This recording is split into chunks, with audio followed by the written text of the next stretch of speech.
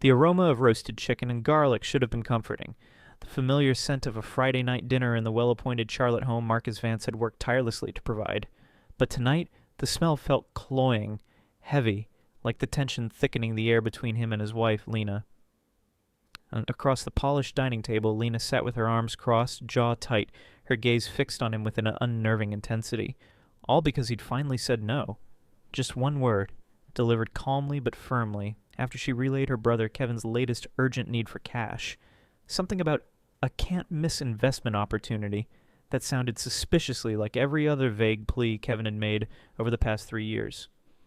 Kevin Hart, Lena's perpetually finding himself younger brother, had become a permanent fixture in their financial lives, a slow, steady drain Marcus had tolerated for far too long, largely for Lena's sake.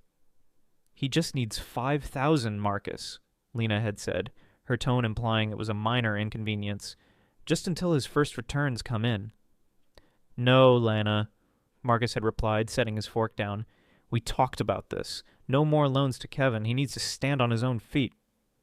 That's when the carefully maintained facade of their upper-middle-class life cracked wide open. Lena leaned forward, her voice dangerously low. "You're really going to do this? Humiliate him? Humiliate me? He's my brother!"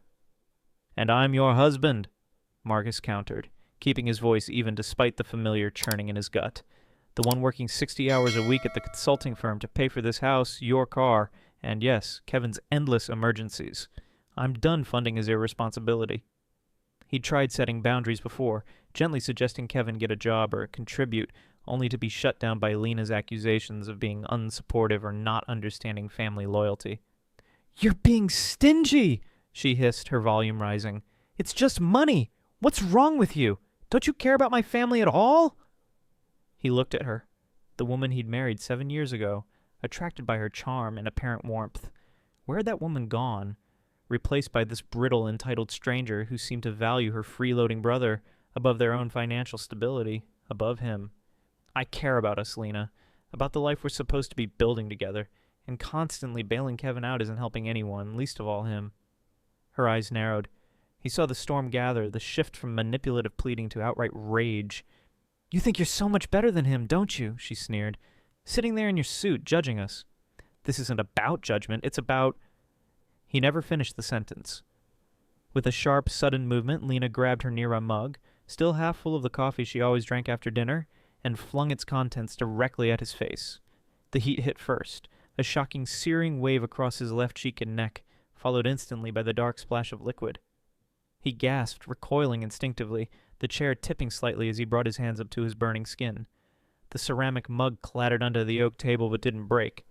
Coffee dripped onto the pristine white tablecloth.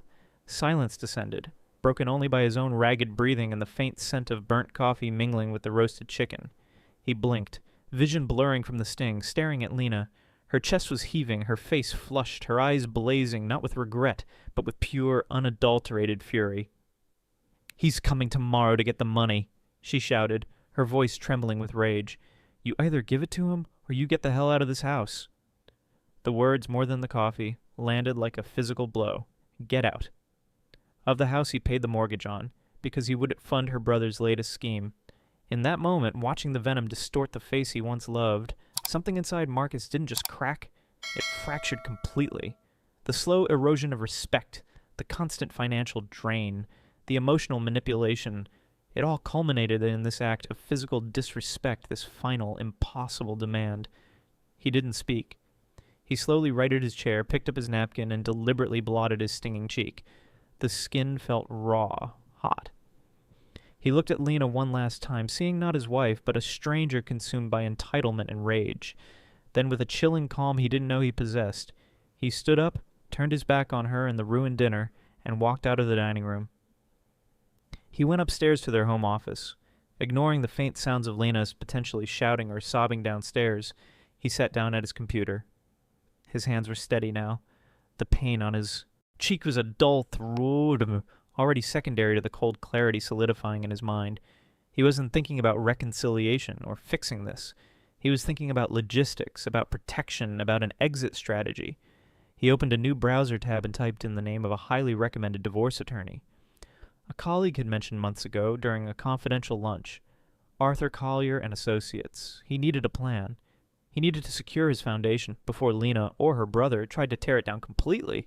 The fracture was irreparable. Now came the controlled demolition. The stinging imprint of hot coffee on Marcus's cheek had faded to a dull ache by the next morning, but the clarity it brought remained razor sharp. He spent that first night after walking out in a sterile business hotel downtown, the anonymity a welcome shield. He didn't contact Lena. He didn't check for missed calls. His focus wasn't on the immediate emotional fallout anymore. It was on securing his position and drawing clear legal lines. His first call wasn't to a friend or family, but to Arthur Collier's law firm, scheduling an urgent consultation for that afternoon. Arthur Collier was exactly what Marcus needed.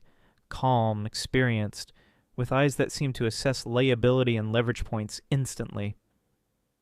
Marcus laid out the situation concisely. The 7-year marriage, Lena's enabling of her brother Kevin's constant financial drain, the escalating entitlement, the final confrontation culminating in the coffee assault, and her demand he leave his house if he didn't comply. He also, swallowing hard, revealed the evidence of Lena's long-term affair with Chase Dalton, the tech executive, which he had discovered months prior on her unlocked phone but hadn't confronted her about, hoping foolishly it might pass or that he could somehow salvage things without total destruction. The coffee incident, however, had been the breaking point, demonstrating a level of disrespect and potential volatility he could no longer ignore. He presented Collier with copies of the incriminating texts and photos, along with bank statements highlighting years of payments benefiting Kevin. Collier listened impassively, taking concise notes. "The infidelity provides grounds, certainly," he said, his tone neutral, "and the coffee incident, while difficult to prove conclusively without immediate documentation like a police report or a medical visit, speaks to potential volatility. Your primary goal now is a clean separation and equitable protections of assets acquired before or outside the primary marital partnership, especially given the clear pattern of financial drain towards her brother." Collier outlined the immediate steps. First, securing Marcus's finances.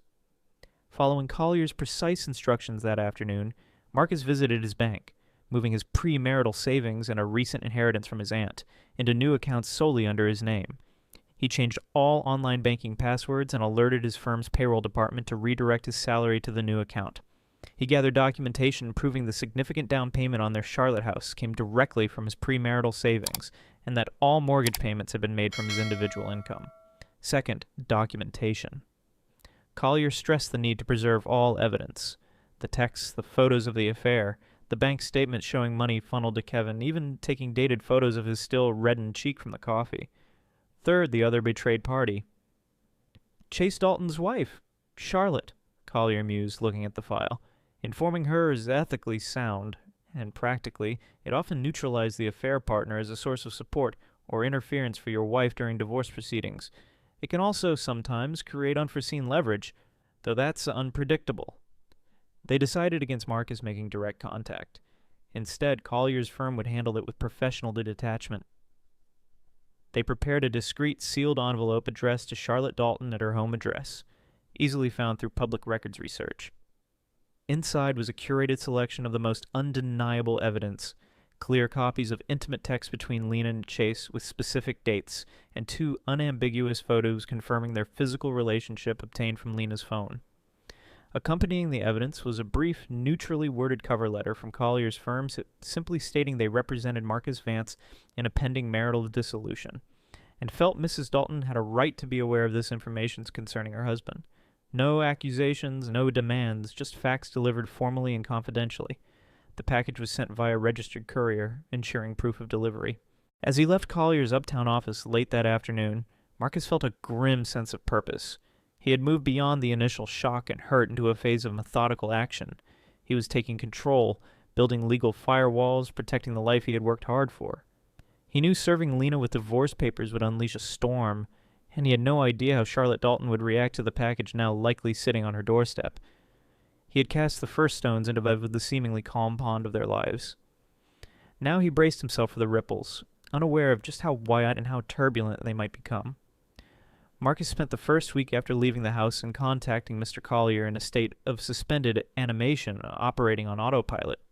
He found a temporary furnished apartment downtown, forwarded his mail, and focused intently on his consulting work, using its complex problems as a shield against the emotional turmoil threatening to engulf him. He checked his personal email infrequently, deleted voicemails from blocked numbers unlistened, and communicated with Mr. Collier only for essential updates. He had cast the first stone by sending the evidence to Charlotte Dalton.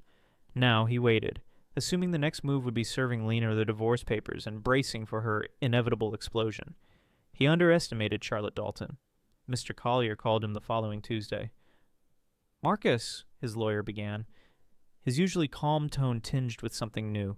Surprise, perhaps caution. "We've received correspondence.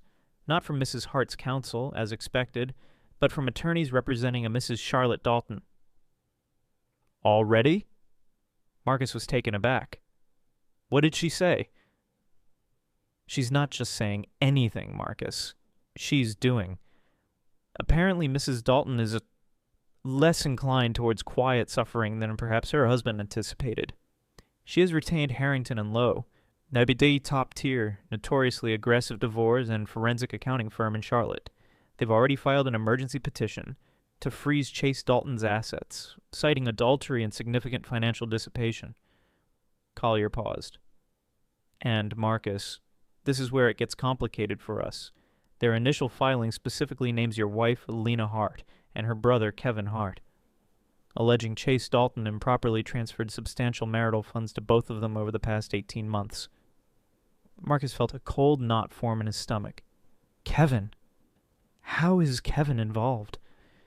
He knew Kevin was always hitting Lena up for cash that ultimately came from Marcus, but direct transfers from Chase Dalton? "That's what Harrington and Lowe are alleging," Collier continued. "Their petition suggests Chase may have used Kevin as a pass-through for funds intended for Lena, possibly disguised as payments for consulting or investments in one of Kevin's non-existent business ventures. Or perhaps Chase and Kevin had other dealings we're unaware of. Regardless, Charlotte Dalton is going scorched earth. She's subpoenaing bank records for Chase, Lena, and Kevin, along with communications between all three." Marcus's head spun. His plan had been simple. Expose the affair to Charlotte, assume she'd divorced Chase, cutting off that avenue for Lena while he pursued his own clean divorce based on infidelity. He hadn't anticipated Charlotte launching a financial crusade that directly implicated Lena's freeloading brother. Furthermore, Collier added, they've requested deposition schedules for both Lena and Kevin. And Marcus, they've subpoenaed you as well. Me? Why? As a primary witness, Marcus. They want your testimony regarding the timeline of the affair, the evidence you possess confirming it, and any knowledge you might have regarding financial interactions between Lena, Chase, and Kevin. Your evidence against Lena is now crucial corroboration for Charlotte's case against Chase and Kevin. The controlled demolition Marcus had planned had just been swallowed by an earthquake triggered by the stone he had cast. He had wanted separation, boundaries, a fair division. He hadn't signed up for being a star witness in a high-stakes, potentially scandalous legal battle involving his wife, her lover, her brother, and the lover's vengeful wife. He had lost control of the narrative utterly. The predictable explosion from Lena came via Mr. Collier shortly after she was served with both Marcus's divorce papers and the subpoena from Charlotte's lawyers. Collier reported she was hysterical, threatening countersuits, accusing Marcus of conspiring with Charlotte to ruin her life. Kevin apparently was panicking, his bravado evaporating in the face of legal demands for financial records he likely couldn't produce cleanly. Then came the desperate calls to Marcus from blocked numbers, the pleading emails landing in his spam filter. Lena, switching tactics, begged him to make Charlotte stop, claiming it was all a misunderstanding, that he was the only one she ever loved, that Charlotte was a crazy woman out for blood.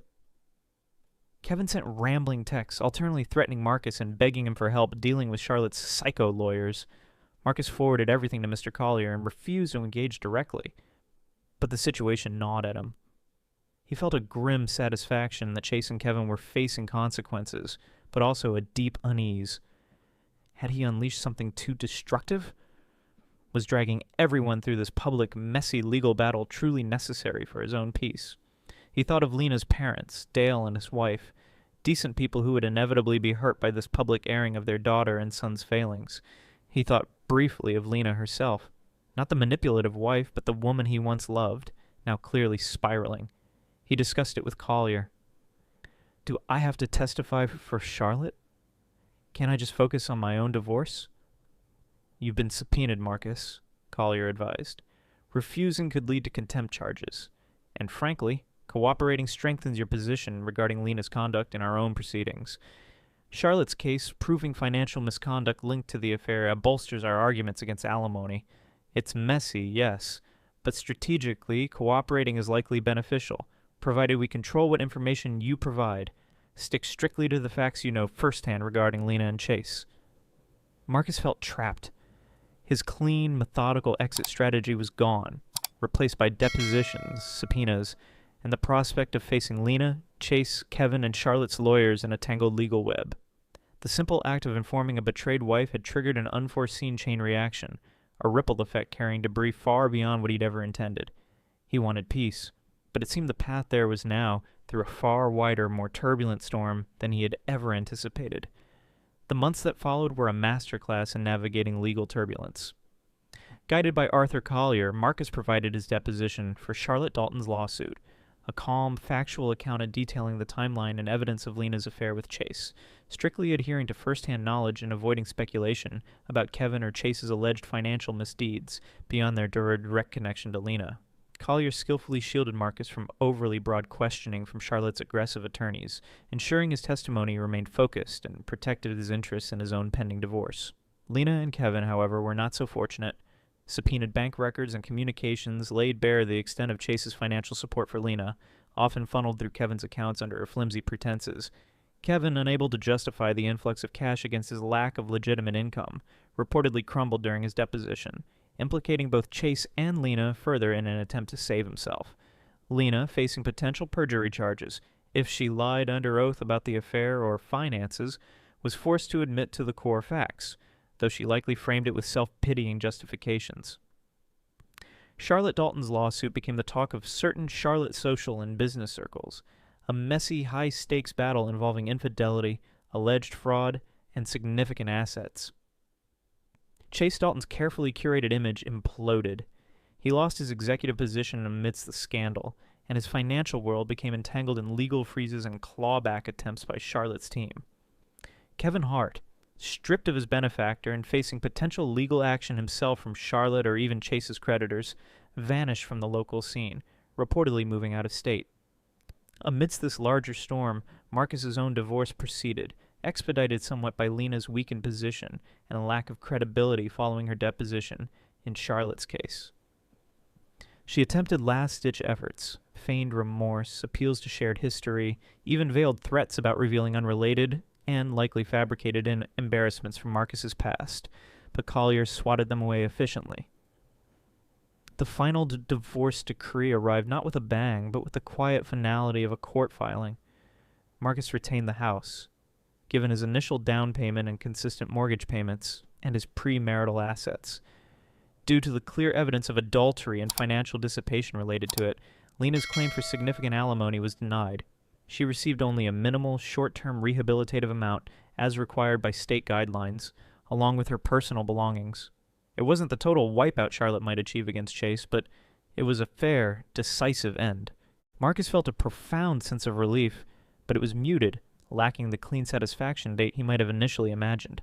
He had achieved his goal, freedom, secured assets, boundaries enforced, but the process had been messier, more stressful, and had dragged him into the periphery of a much uglier conflict than he ever intended. He realized with sobering clarity that casting that first stone, however justified, had decreated ripples he couldn't fully control. He felt a pang of sympathy, not for Lena or Kevin or Chase, but for Lena's parents, Dale and his wife, who must have been humiliated by their children's public failings. He even felt a strange, distant pity for Charlotte Dalton, whose righteous fury had inadvertently kept him entangled longer than he wished. He sold the house quickly, eager to shed the last physical tie to his marriage with Lena. He found a new apartment downtown, minimalist and modern, overlooking the city skyline rather than a suburban lawn. He focused on his consulting work, rebuilding the professional momentum that had stalled during the legal battles. He reconnected properly with his cousin Caleb, the therapist, finally sharing the full, messy story. Caleb listened, offering not judgment but perspective on trauma, betrayal, and the unpredictable nature of consequences. Marcus started exploring Charlotte again, not with the forced sociability of his marriage, but with his own quiet curiosity. He rediscovered favorite coffee shops, spent Saturday mornings at the Mint Museum, found peace in the routine of early morning runs along the Little Sugar Creek Greenway. One rainy afternoon, seeking refuge in a small independent bookstore uptown, Chapters in Verse, he struck up a conversation with the owner, a warm, intelligent woman named Eva, about classic mysteries. It was the first easy, unburdened conversation he'd had with a new woman in years, a tiny spark of normalcy he hadn't realized he missed. He knew the ripples from the past wouldn't vanish completely overnight. There might be awkward encounters, lingering gossip. But sitting in his new apartment, watching the city lights twinkle below, Marcus felt a sense of hard-won peace. He hadn't orchestrated a perfect revenge. He hadn't emerged unscathed. But he had navigated the turbulent wake with his integrity intact. He had protected himself, spoken his truth when necessary, and accepted the messy reality of interconnected lives and unintended consequences.